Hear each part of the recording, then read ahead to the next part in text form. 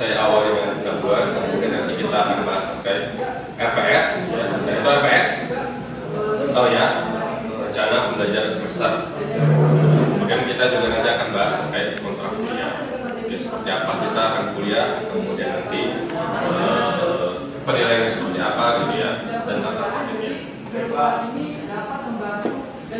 Oke, ini kita akan lihat juga RPS ya. Oke, ini RPS ya. Terlihat ya? Oke, jadi untuk kuliah operasi perpindahan panas ya, apa sih yang ingin kalian dapatkan gitu ya?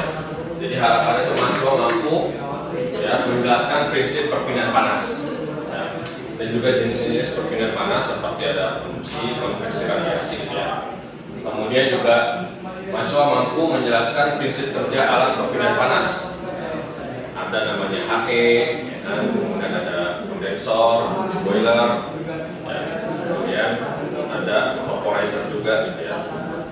Kemudian yang terakhir, mahasiswa mampu menghitung persamaan dasar perpindahan panas ya, dan juga menelaah kinerja peralatan perpindahan panas. Jadi nanti kan akan menghitung efektivitas, ya kan.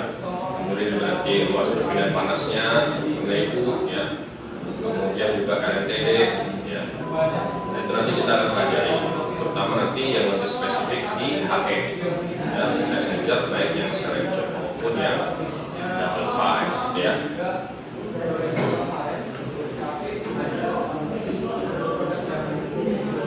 Nah, di sini nanti kalian akan lihat bahwasanya kita setiap pertemuan, ya, kalau misalnya kalian lihat sini ya, setiap pertemuan nanti kita akan ada latihan soal ataupun kuis. Jadi setiap tadi ya capaian tadi itu ada latihan soal ataupun kuis. Dan juga nanti ada UTS dan UAS. Besok ya, kemudian vaporizer itu nanti diambil tugas dan UAS karena nanti dipelajari setelah UTS. Kemudian untuk kinerja peralatan perpindahan panas, misalnya nanti nilai U, kemudian efektivitas itu nanti dipelajari di setelah UTS. Jadi nanti ada diambil dari tugas, kemudian juga dari UAS. Nah untuk di sini ada juga yang 10 ya 10% dari UTS karena mampu menghitung persamaan dasar. Nah, jadi tidak hanya mengetahui jenis perpindahan panas ya, nanti perhitungan atau bagaimana persamaan dasar tadi itu nanti diambil dari UTS. Di UTS itu kalian tahu prinsip perpindahan panas, prinsipnya dan juga bagaimana persamaan dasarnya. Nah, sehingga nanti diharapkan setelah kalian kuliah tahu ini ya, perpindahan panas. Nah, kenapa sangat penting? Karena ya di industri petrokimia perpindahan panas itu hampir sangat dibutuhkan, apalagi biasanya kan di industri petrokimia itu kan dia menghasilkan panas ya. Panas itu kadang-kadang digunakan untuk digunakan kembali panas itu nggak sampai dibuat untuk memanaskan katakanlah bahan baku ya ataupun produk yang lain dari hasil reaksi, misalnya dari reaksi panas eksotermos itu kan menghasilkan panas, biasanya menggunakan panas itu untuk memanaskan bahan baku ataupun produk seperti itu. Oke, kemudian kita lanjut ya. Nah, kemudian kontrak kuliah. Nah, kontrak kuliah, ya, nah ini biasanya kita lebih menitik beratkan ke kata tertib. Ya. Seperti biasa, kita nanti bagaimana kuliah, misalkan kita lihat tidak boleh pakai HP, gitu ya, kita bahas. Nah, ini dia yang paling penting ya, tata tertib. Mahasiswa diajarkan hadir tepat waktu, maksimum keterlambatan 15 menit. Oke, di sini semua setuju? Iya, 15 menit. Kedua, jika dosen terlambat selama 15 menit tanpa pemberitahuan, ketua kelas wajib konfirmasi ke dosen ya. Ketua kelasnya siapa? Oh iya, Imam ya. Oke, kemudian yang ketiga, mahasiswa harus berpenampilan rapi, ya, pakai kemeja dan sepatu. Kita pakai sepatu safety shoes ya. Dan rambut sesuai aturan kampus, maksimal 5 cm ya. Nah, ini saya lihat oke ya, sudah oke sebagian ya. Walaupun nanti kita perlu cross check pakai penggaris ya. Baik Pak. Kemudian tidak boleh berbicara dengan rekan di kelas ya, dan juga tidak mengganggu dan perkuliahan. Yang keempat, tidak diperkenankan menyalakan handphone ya. Nah, handphone harus disimpan dulu. Nah, ini simpan dulu nih. Ya. Handphone-nya disimpan dulu ya. Yang perlu disiapkan di perkuliahan adalah kalkulator. Punya kalkulator kan? Ya Pak. Walaupun sekarang gadget itu ada tools kalkulatornya ya, tapi kita pakai kalkulator. Oke, terakhir mahasiswa mempunyai hak untuk mengikuti UAS minimal mengikuti kuliah 12 kali atau 80%. Dan jadi tidak boleh lebih dari itu. Jadi kalau misalkan ada toleransi ya, itu digunakan untuk misal sakit. Jadi sakit harus diatur tuh, jangan lebih dari 2 kali atau 3 kali. Jadi harus jaga kesehatan, paling penting jaga kesehatan ya. Kemudian juga kalau ada info keluarga mau nikah gitu ya, kasih tahu bisa nggak weekend gitu kan.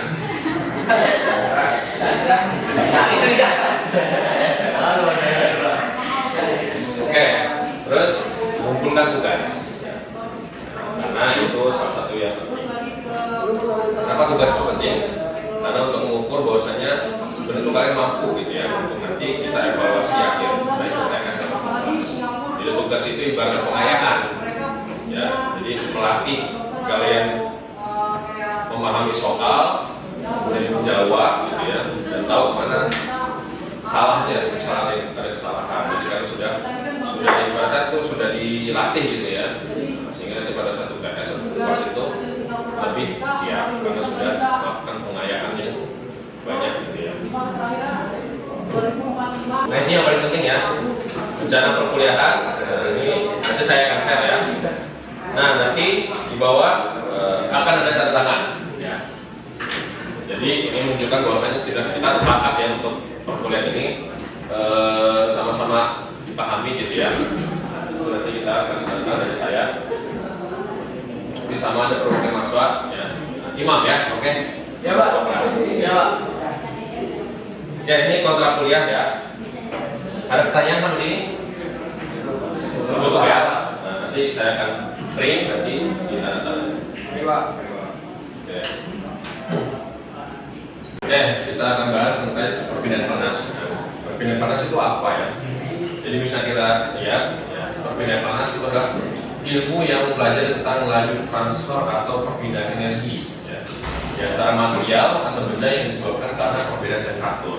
Misalnya dari panas ke dingin ya. Kemudian panas akan mengalir dari tempat yang memiliki suhu tinggi ke tempat yang suhu rendah. Jadi perbedaan panas itu adalah biasanya karena perbedaan temperatur. Ya. Misalkan kita nih AC, ya, awalnya panas, ada AC jadi dingin. Nah, itu adalah perbedaan panas. Nah, ini pengetahuan yang muncul. Nah, ini adalah syarat. Ya. Kalian sudah tahu urusan diferensial itu biasanya dari matematika dan kimia. Atau sudah kalian pahami. Kemudian aliran fluida atau mekanika fluida dan juga konsep raca energi dan termo ini sudah didapatkan di semester 1 ya. Kita langsung sini ya. Nah, bagaimana panas bisa ditransfer? Ada 3 jenis perpindahan panas ya. Ada konduksi, konveksi, radiasi. Mungkin kita ke konduksi dulu. Ada yang bisa menjelaskan konduksi itu apa? Boleh Pak. Oke, silakan. Saya Pak, izin memperkenalkan diri, nama saya Muhammad Maulana. Jadi Pak, contoh kecil dari konduksi ini ialah saat kita memegang tongkat besi yang kita panaskan misalkan di api unggun. Jadi tongkat besi yang kita panaskan, jadi apinya tuh Pak, panasnya itu mengalir dari tongkat yang terkena api, lalu bisa kita rasakan oleh tangan kita. Jadi intinya panasnya itu mengalir. Oke, jawaban Rifa benar ya. Jadi pada dasarnya konduksi itu adalah perpindahan panas dia melalui media. Ya. Di sini medianya adalah si tongkat ya, tongkat besi tadi. Ya. Jadi panasnya merambat ya dari ujung tongkat, sisi yang terkena api merambat hingga ke sisi tangan kita. Karena besi termasuk materi atau apa benda yang menghantarkan panas. Terima kasih Pak. Oke. Selanjutnya di sini ada konveksi. Nah, siapa yang bisa menjelaskan konveksi? Oke, silakan Bu Dwi. Siapa? Izin memperkenalkan diri, saya Dwi Ramania. Jadi sepemahaman saya, konveksi adalah perpindahan panas yang disertai dengan materi yang ikut berpindah, di mana materi ini berupa fluida yang mengalir. Contohnya ketika kita menghangatkan diri dengan api unggun, jadi tubuh kita itu terkena uap panas dari api unggun tersebut. Oke, bener ya, Bu ya. Jadi memang untuk konveksi itu adalah limpahan panas yang disertai oleh materi tadi. Di sini tidak panas ya, dan udara panas dari si api tadi ya, dari api dirasakan ke tangan kita. Sebentar ya. Terima kasih Pak. Oke, selanjutnya ya, setelah tadi konduksi, konveksi ya, ada satu lagi ya, bagaimana panas bisa transfer, yaitu melalui atau disebut dengan radiasi. Ya, ada yang bisa menjelaskan bagaimana fenomena secara radiasi itu? Saya Pak. Oke, silakan. Untuk perbedaan panas radiasi ini, yaitu contohnya kayak matahari ke kita Pak. Jadi perbedaan panas secara radiasi ini, perbedaan panas yang terjadi tanpa adanya media Pak, atau tanpa kita tuh menyentuh si panasnya ini Pak. Jadi contoh kayak misal radiasi panas matahari ke kita, jadi kita merasakan panas matahari tanpa harus menyentuh mataharinya Pak. Oke, Azhar tadi ya sudah benar ya terkait radiasi ya. Jadi memang radiasi adalah perbedaan panas yang paparan yang terpancar ya, yang melalui ruang ya, baik dengan media atau tanpa media. Ya, tadi sudah disampaikan tadi ya, konduksi konveksi ya. Kalau saya ulangi lagi ya, konduksi perbedaan panas disertai perbedaan materi ya. Jadi mengalir tanpa disertai perbedaan materi, yang dimana dia mengalir melalui material. Kalau konveksi, berbeda dengan materi, ya, tadi juga radiasi panas yang dia terpancar. Ya. Oke, selanjutnya kita akan bahas persamaan dari masing-masing jenis perbedaan panas tersebut. Kita akan mulai dari konduksi, ya. Konduksi. Jadi konduksi ini adalah laju pindah panas. Di sini kalian bisa lihat ya. Ada contohnya di sini atau di sini ya. Jadi misalkan di sini ada kotak ya, jadi diberikan api di sudut atau di sisi ujung. Nah di sini nanti dia akan ada laju pindah panas.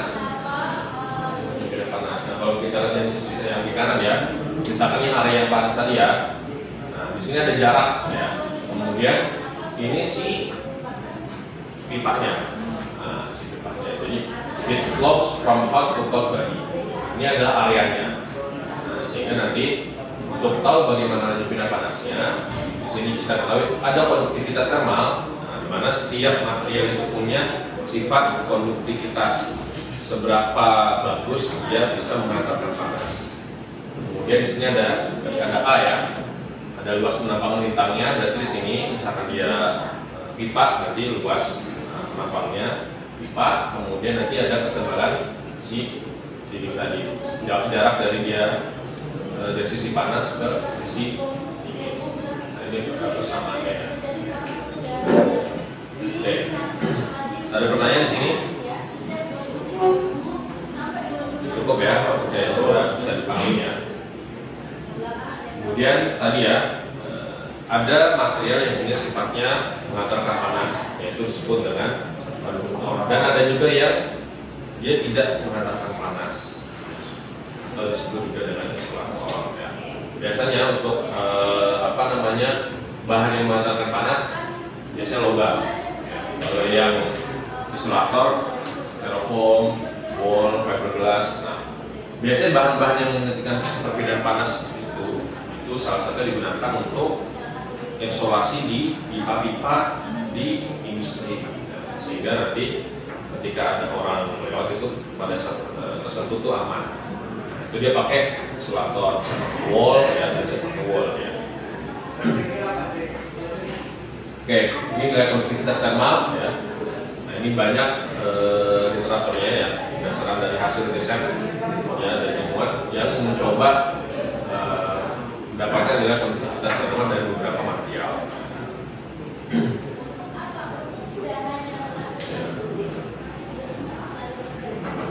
Selanjutnya adalah konveksi ya. Nah ini konveksi samanya di sini ada energi sama dengan H dikali A dan delta T. Nah hanya koefisien yang panas konveksi sehingga hanya luas daripada areanya dan juga delta T seberapa besar perubahan panasnya. Nah untuk konveksi dia ada istilahnya ya konveksi alami dan juga konveksi paksa. Nah kalau konveksi alami ya biasanya contohnya di laut tuh. Ya. Jadi misalkan ya kalau di hari siang ya daytime atau yang masih cerah gitu ya. Nah itu biasanya yang sisi daratan dia karena dia kena matahari dia menjelang panas, nah panasnya dia akan berpindah gitu ya. Sebaliknya dari yang laut dia lebih dingin, dia akan kasih udara dinginnya ke daratan. Nah kalau pada malam hari itu berbalik ya. Nah, ini yang alami. Adapun yang konveksi paksa biasanya contohnya kayak ini, C. Jadi memang dia memberikan udara panas, udara dingin gitu ya, sehingga nanti ruangan itu jadi dingin. Kalau digambarinnya adalah contohnya adalah pemanas hitam. Ya. Kalau dia kan terbalik ya, jadi dia ngasih udara panas, nanti dia sirkulasi ya sesuai dengan arah si udara panasnya, nanti dia akan sirkulasi mulai memanaskan si ruangan. Nah ini juga sama ya, beberapa material yang punya sifat konveksi ya, konveksi atau hatan. Kemudian radiasi ya, nah, ini radiasi ya, mana energi ditransfer dalam bentuk gelombang atau partikel. Persamanya dia, ya, Q dengan konstanta Stefan Boltzmann, ini konstanta tetap ya, 5,609 dikali 10 pangkat 8. Kemudian dikali dengan sensitivitas dA dan juga delta T.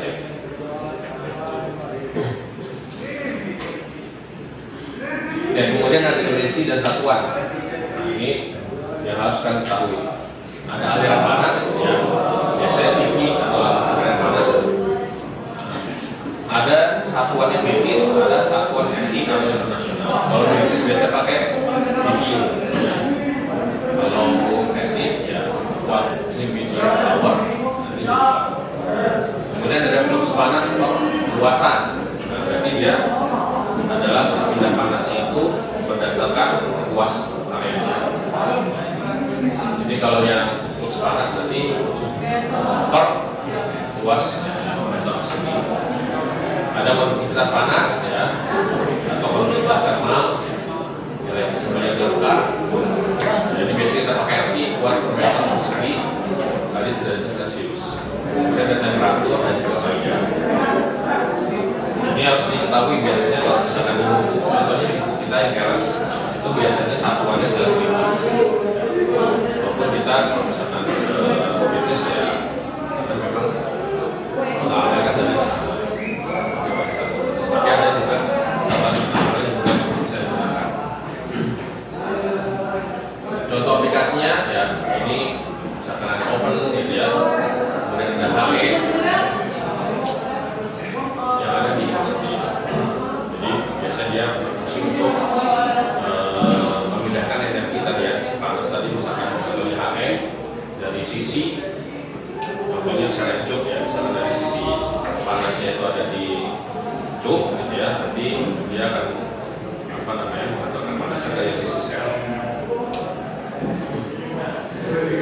Nah kemudian juga aplikasi ya, pilihan panas itu juga bisa kita lakukan dengan penelitian. Contohnya saya melakukan penelitian ya, saya membuat kemasan plastik ya, tapi dari biobase ya. Nah, ini itu ada salah satu metode bagaimana kita tahu ya ukuran laju atau jumlah uap air yang menembus suatu bahan. Karena kalau misalnya plastik itu kan biasanya digunakan sebagai kemasan ya. Nah, kita harus tahu seberapa kemampuan si plastik tadi menahan si laju uap air tersebut, atau biasanya diistilahkan dalam metodenya adalah water vapor transmission rate. Jadi ada bisa lihat pada saat kita menggunakan metode ini, kita bisa lihat perpindahan massa dan energi. Misalkan ketika uap air berpindah melalui suatu material, nah uap tersebut bisa membawa panas laten yang berpindah dari satu sisi ke sisi lain. Nah, kemudian juga ada dari pengaruh suhu. Ya. Misalkan suhu yang lebih tinggi di salah satu sisi itu meningkatkan energi kinetik molekul air, sehingga laju perpindahan uap air ikut meningkat. Jadi berdasarkan suhu. Kondisi termal permukaan juga sebagai itu ya memperlihatkan bahwa perbedaan suhu antar sisi menciptakan perbedaan tekanan parsial uap air sehingga menjadi tenaga pendorong utama terjadinya perpindahan. Jadi kita harus melakukan uji coba ya, kalau misalnya kita mau ada modifikasi kemasan, kita harus tahu seberapa kuat si kemasan itu menahan panas tadi dari si uap. Ini saya coba tahu ini dodol. Jadi biasanya itu yang nempel ya. Itu kita buat. Jadi warnanya ini gitu ya.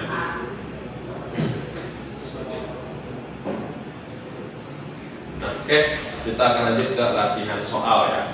Nah, ini salah satu pengayaan ya. Bagaimana kalian tadi sudah ada persamaan dasar yang diberikan, kemudian coba dikerjakan soalnya. Ya.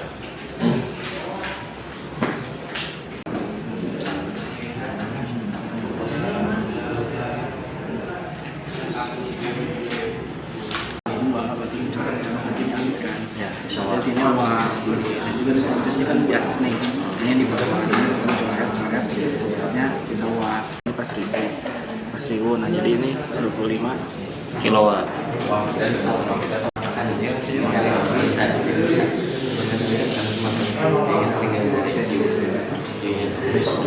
Dapat teman sudah lupa pengen nanti sama apa?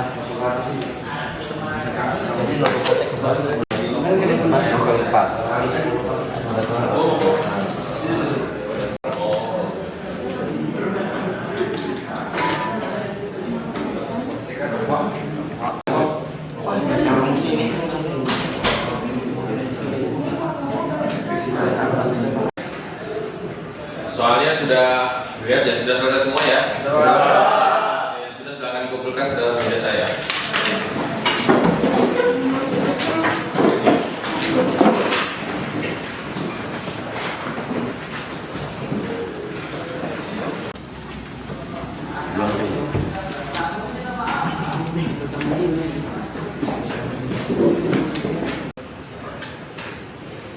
Oke, setelah tadi kalian sudah mengerjakan soal ya, akan ada tugas ya. Tugas ini tadi bagian daripada assessment ya, atau penilaian daripada perkuliahan ya. Termasuk 20% tadi. Nah, di pertemuan ini kita akan ada tugas. Nah, tugasnya sudah saya upload di link ya. Bisa kalian akses masing-masing di siapkan akun kalian masing-masing ya. Baik Pak, siapa? Nah, ini ya. Jadi tugasnya ada 5 soal ya. Nah, diharapkan menuliskan nama, NIM ya, bekerja mandiri, dan soal boleh dikerjakan secara acak ya, atau tidak berurutan. Nah, nanti di-upload lagi di editing ya, disiapkan tadi. Jadi kita akan lihat atau saya akan koreksi sebagai salah satu bagian penilaian. Ya, ada pertanyaan untuk tugas? Cukup Pak. Ya. Oke. Oke. Selanjutnya ada referensi. Nah, seperti yang sudah dimasukkan tadi ya, dijelaskan di RPS ataupun kontrak kuliah. Ya. Nah, nanti pekan depan ya, kita akan lihat kalian harus bawa referensi tadi. Tadi kan kalian sudah sampaikan punya soft copy ya. Oke, untuk hari ini kita cukupkan. Terima kasih. Sampai jumpa di pertemuan selanjutnya. Oke, baik. Sampai jumpa. Assalamualaikum warahmatullahi wabarakatuh.